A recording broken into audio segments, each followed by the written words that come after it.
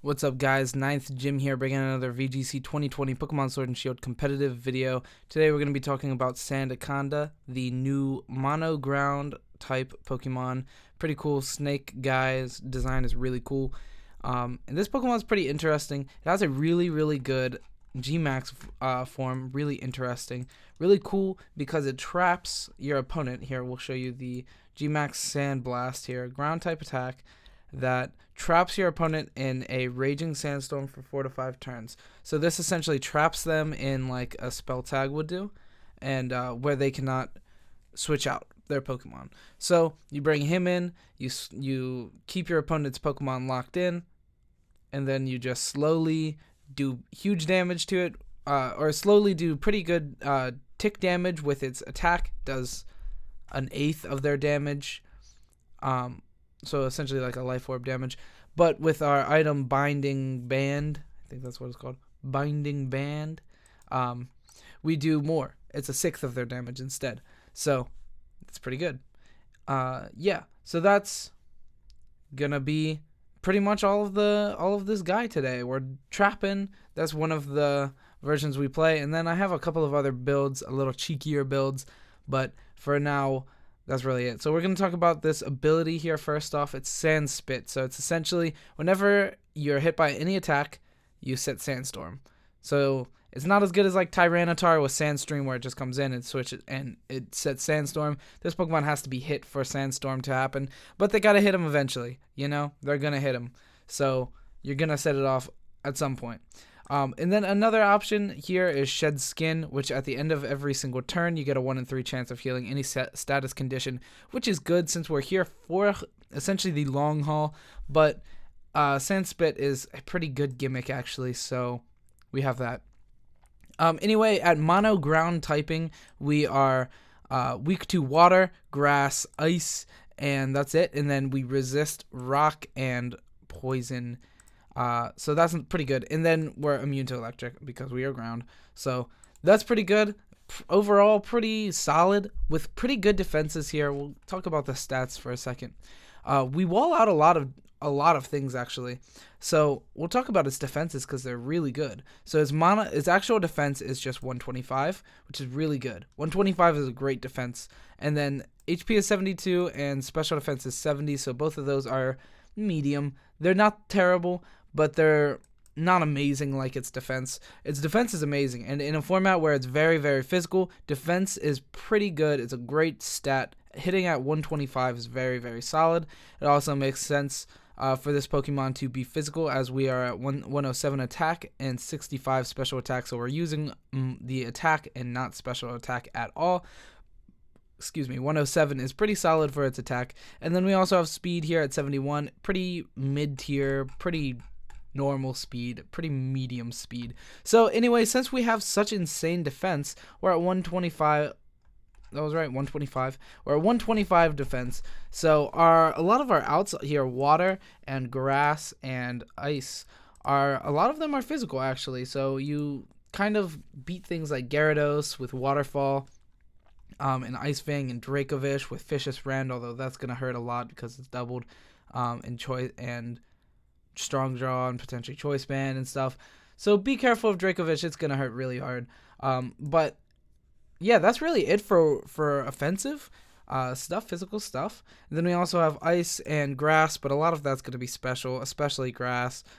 Really just like Vileplume. We have like Solar Beam on Charizard and Torkoal and stuff, but that's not stab. So it's not as big of a worry. And then we also have Gastrodon on the waterfront being special. That one's a little bit scarier, but it doesn't do much damage, and even after a Storm Drain, you're still only seeing like 50 to 60% at most from a Scald, so it's really not that bad. So overall, Sandaconda is pretty bulky, pretty good, and in one of our sets we use Assault Vest to patch up that special defense a good bit, and then you Dynamax, and then your HP is made up for and your special defense is made up for, and you're just tanking a lot of stuff. So we're going to go ahead into the first build here. The first one is Sandaconda. We got Sand Spit, we got Binding Band. Like I said, it does 1/6 of your opponent's max HP instead of 1/8 with its Gmax Sand Blast attack. we're doing 1/6 instead of 1/8 at the end of every single turn, and that's really, really good. And then we just start protect every single turn. Your opponent takes a lot of damage. They're trapped in, and then you binding band, damage them a whole lot. And then we have a couple of other pairs here. So Lapras for Perish Song, and then Gothitelle for its Shadow Tag. These are just to help the trapping a little bit better. Perish Song is very good. Perish Song mixed with your binding band damage, your opponent's not going to see the light of day. It's going to be really bad. So you Sandblast your opponent, they can't kill it, and then when they die from the sand attacks and Drill Run and maxing all the time, just attacking with max attacks, then they finally kill you and they're dead, and then you switch into Lapras Gothitelle. Gothitelle keeps them in as well, and then Perish Song just takes them down, and then you're just up in Pokemon, and it's a pretty sweet strategy keeping people trapped in. It's pretty sweet.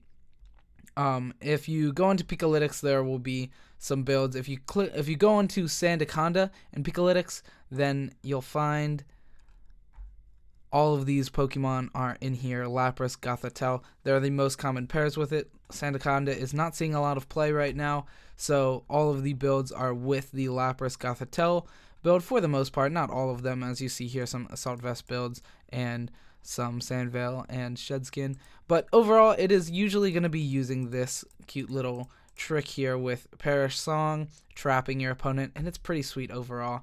On to the rest of this guy's build itself. Drill Run, Rock Slide, Protecting Glare. If you don't know what Glare does, it paralyzes the target, 100% accuracy. That's actually very strong. I don't know why you went away. And then Protect. Every single turn that you protect, you do a 1/6 of their damage with your max attack. Every time you max Protect or max Guard, or regular Protect or max Guard, you're doing a lot of damage off of the max Sandblast, so that's pretty cool. Drill Run for max Sandblast, and it's actually just very powerful after you're done Dynamaxing, after you're done your Gigantamax. Being able to Drill Run for high crit ratio is pretty powerful on a ground stab move. We also have Rock Slide here to potentially flinch Pokemon. Rock coverage, 75 power, hit both Pokemon. It's pretty good overall. And then, like I said, Protect is just damage and protection. So that's pretty good. Here we have this is the most common on Pikalytics as well, 252 on HP, 212 in attack, 44 in defense, running the adamant nature, so we're plus attack minus special attack since we don't use any anyway. This just makes us pretty strong, and I ran a couple of damage calcs, and the 44 defense with 252 when you Gigantamax actually helps you live a lot of strategies. It helps you live just about everything, to be honest. If we go in here for 1 second, it's 252. This is 252, so let's go to 44. That's what it was. 44 defense. No Assault Vest. This is Binding Band. Gastrodon Scald is hitting 50 to 60%, which is pretty good. And this is +1, so this is after Storm Drain. Without Storm Drain, they're only hitting 34 to 40% with Scald, and that's just not much damage in general. And that's without Sand, and then it sets Sand, and we're looking good then. And then we also have a couple of other stuff here I wanted to show off. Stuff like Gyarados. Gyarados is hitting 30 to 35% with Waterfall. That's almost nothing. Same with Power Whip, just about the same, 30 to 35. Other Pokemon that we were worried about, something like no, Milotic's not going to be doing much. I don't know.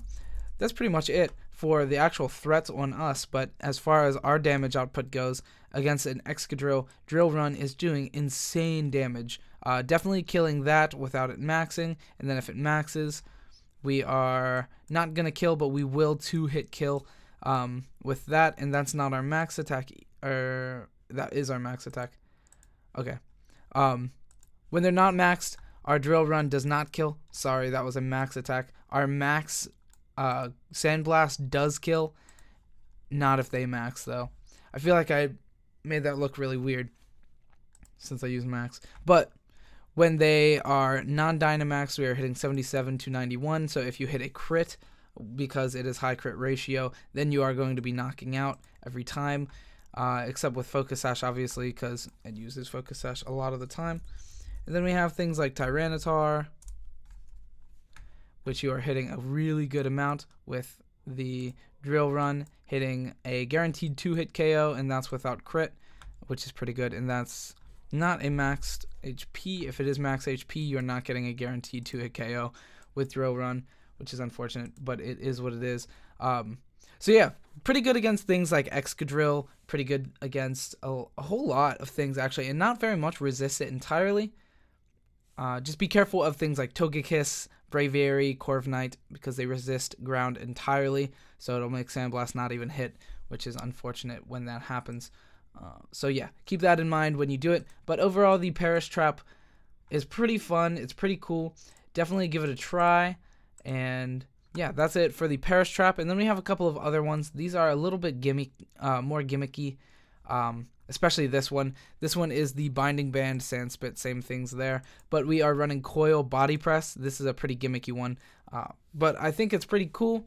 Coil, Body Press, you just coil, raise your attack and defense and accuracy a whole bunch, and then you go to Body Press doing your defense stat instead, so you're at 252 plus, and then you also, which is insane, you're very, very high damage, and then after a coil or two, Body Press is doing huge damage to a lot of stuff, and that's pretty cool. And then we also have Protect still for the Sandblast and Drill Run, actually to use Sandblast when we Gigantamax and keep things in, and then coil. Another really interesting thing you could do here is this Pokemon has access to rest, and you can use the Shed Skin, so you can coil and then rest back up, and then Shed Skin, hopefully heal your rest, your sleep, and then you Body Press after that, and that's a pretty cool little gimmick as well, being able to Shed Skin up your rest, so that's pretty cool. And then for our last build here, we're going to talk about the Assault Vest build. This is the second most common item on Pikalytics, is Assault Vest, giving you a 1.5 times multiplier on your special defense, giving you really solid bulk, HP 72, especially when you Gigantamax, that'll be a lot more. Max defense 125 plus 252, hitting 177, and then 1.5 times with Assault Vest onto our special defense, making our 90 special defense go up to 135, which is actually pretty solid. And then since we have to use Assault Vest, we can't use things like Protect, we can't use Coil or the rest, any of that gimmick, so we have to go Rock Slide, Drill Run, Body Press, Iron Head. There's a couple of other items or attacks you can use, something like, I thought it got Fire Punch. I guess it doesn't. Oh, it does. I don't know. It looked like it said illegal. But yeah, you get Fire Punch, Earthquake is another option, Facade is another option, Fire Fang, but Fire Punch is better. You can't use Glare, unfortunately. High Horsepower is there. Iron Head is the preferred one for me. Outrage is cool, but I don't think you're going to want to use it. And Stone Edge is cool, but I still think the Rock Slide is better just because it hits both foes. 75, it has a little bit higher accuracy since the Stone Edge is 80, which is pretty low in my opinion. But yeah, that's it for this build as well. This is also just max invested 252, 252.